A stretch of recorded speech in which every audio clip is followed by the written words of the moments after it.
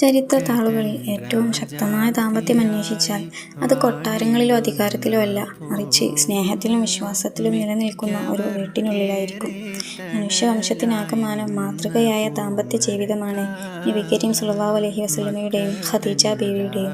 പ്രയാസങ്ങൾ വന്നപ്പോൾ താങ്ങായും വിജയം വന്നപ്പോൾ വിനയമായും ഒരു സ്ത്രീ ഒരു പുരുഷന്റെ ജീവിതത്തിൽ എങ്ങനെ കരുത്താകുന്നു എന്ന് പഠിപ്പിച്ച ബന്ധം.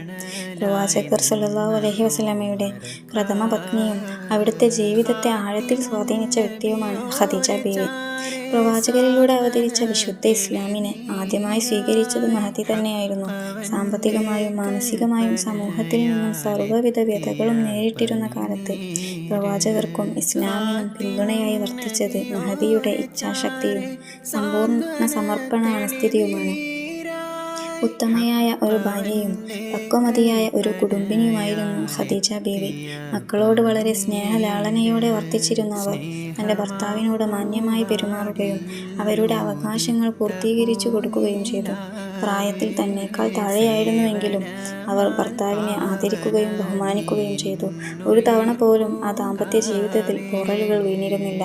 ഒരു മാതൃകാ കുടുംബത്തിൻ്റെ അനുപമ ഉദാഹരണമായിരുന്നു ഈ ദാമ്പത്യ ജീവിതം.